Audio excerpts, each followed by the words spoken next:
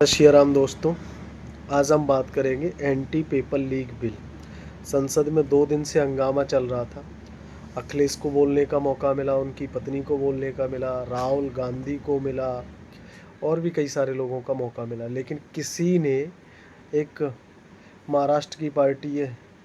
वैसे ये जो सांसद है इनका ना, ये सही पूछो तो ये पंचायत के चुनाव नहीं जीत सकते, लेकिन परिवारवाद और अलग कहानियाँ हैं ये कैसे चुनाव जीतते हैं। एक सुप्रिया सिनेत है, वो शरद पवार की बेटी है। तो इन लोगों ने बस वही बकवास की, छात्रों पे गोली क्यों चली, छात्रों पे पिटाई क्यों हुई। इस बिल को सर्वसम्मति से पास हो जाना चाहिए था, लेकिन ध्वनि से ये बिल को पास कराया गया।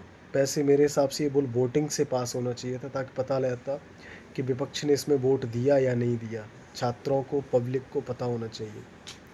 और 2 दिन तक ये चर्चा जो हुई राज्यसभा में, कल पेश किया जाएगा।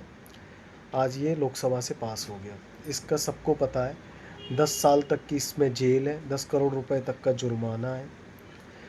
लेकिन इसको सरकार की मैं थोड़ी सी कमी कहूँगा। जो हमारे 10वीं 12वीं क्लासों में पढ़ाया जाता है वही सारे एग्ज़ाम में सवाल पूछने चाहिए। ये नहीं होता क्या है कि जो हमें पढ़ाया ही नहीं जाता वो एग्ज़ाम में पूछा जाता है। तो ये अलग तरह की कहानी है। इससे क्या है कि कोचिंग माफिया पनपता है, और कोचिंग माफिया पनपता है तो फिर पेपर लीक होते हैं। अब पेपर लीक में भारी मोटी रकम जाती है तो कोई भी बिकने के लिए तैयार हो जाता है। लेकिन इसमें ये होना चाहिए था कि इस तरह के लोग अगर कंपनी के डायरेक्टर पकड़े जाते हैं तो पहले तो उनकी भारत की नागरिकता ज़रूर जानी चाहिए। वोट या सरकारी किसी काम में उनका उपयोग नहीं वो कर सकते, सरकारी जॉब में या किसी और कंपनी में डायरेक्ट नहीं बन सकते इस सज़ा काटने के बाद भी। और कोचिंग माफिया पे भी कंट्रोल होना चाहिए था।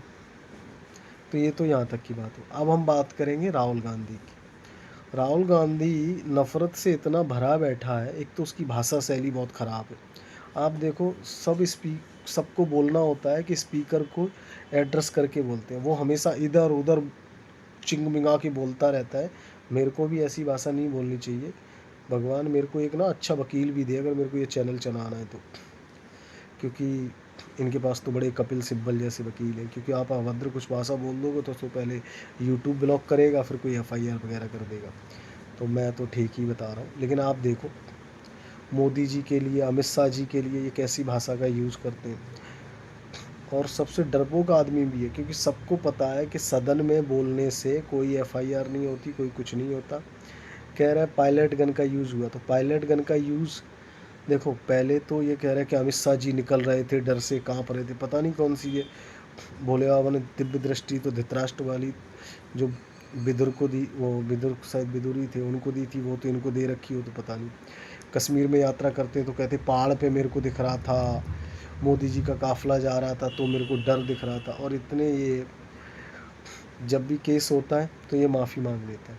वैसे ओम बिरला साहब को इन पे ऐसी कार्रवाई करनी चाहिए, क्योंकि जिस भाषा का ये यूज़ करते हैं, ये प्रयोग, वो हमारी भारतीय संस्कृति में नहीं है। हमारे यहाँ कभी भी इस तरह से किसी बड़े को, वो तो प्रधानमंत्री है, गृह मंत्री जी के, इस तरह की भाषा का प्रयोग नहीं करता। और ये बंदा देखो भारतीय संस्कृति को तो मानता ही नहीं। वह सदन में इंग्लिश में बोलता तो ऐसे लगता है कि बहुत बड़े, अगर सही से एक लेटर लिखने के लिए बोल दिया जाए तो नहीं लिख पाएंगे। तो स्टूडेंटों को बोल दिया इडियट, अंधभक्त। तो ये बताओ, एक बहुत बड़ा तबका है जो मोदी जी को मानता है, वो अंधभक्त और इडियट है। तब तो उन परिवार और उन अभिभावकों और छात्रों को भी समझना चाहिए कि भाई इनको देना। हमारे यहाँ तो कहते हैं ना, इससे ख़ानदान का पता चलता है भाषा से। हमारे यहाँ तो जब शादियाँ ब्याह होते हैं तो 4-4 गोत्र देखे जाते हैं तब जाके। लेकिन अभी ये थोड़ा सा पाश्चात्य कल्चर जो आ गया है तो ये समस्याएं पैदा हो रही हैं अब ऐसे ऐसे। और बाहर आके ये सब चीज़ नहीं होता तुरंत, फिर ऐसे थोड़ा सा बदल देता, क्योंकि पता है केस हो जाएगा। पहले भी सुप्रीम कोर्ट में माफ़ी मांग चुका है। लेकिन और इतना हो हल्ला हुआ, इतना संग्राम, और ये आदमी सदन में सिर्फ अपनी बात कहता है, दूसरे की बात सुनता नहीं है। उसके बाद जैसे ये इसका टर्म खत्म होता है बोलने के बाद, कहता है अमित शाह जी को इस्तीफ़ा देना पड़े। अरे भाई, तुमने गलत आदमी से पंगा ले लिया है। मोदी जी तो थोड़ा क्षमा कर देते हैं। अब मोटा भाई क्या हाल करेंगे वो तुम देख लेना। तो भाषा आपने देखी। अब कह रहे मेरे को कुछ पुलिस वालों ने आके कहा था। मतलब इनको हर कोई कुछ कह के चला जाता और सबूत मांगो तो है नहीं।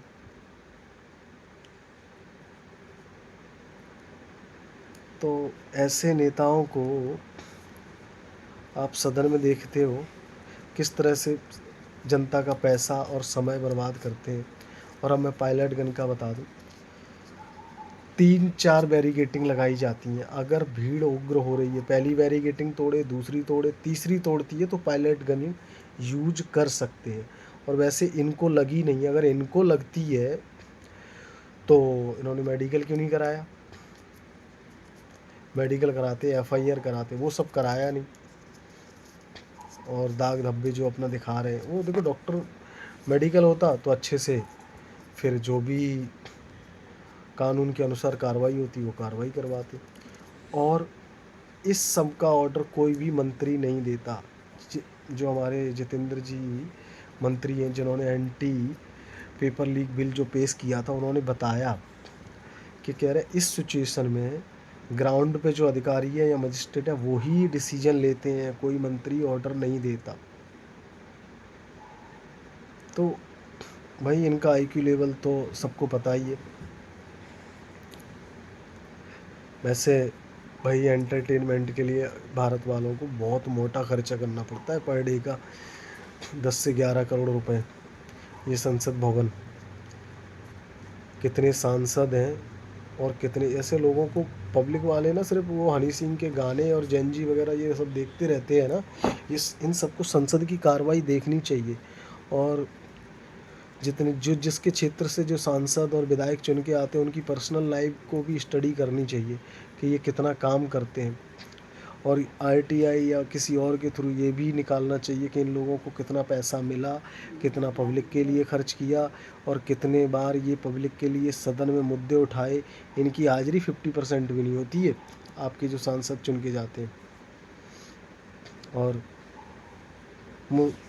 सदन में तो ऐसे हंगामा, देखो सबने हंगामा किया, चाहे अखिलेश हो या कोई और भी हो। Thank you. जय श्री राम।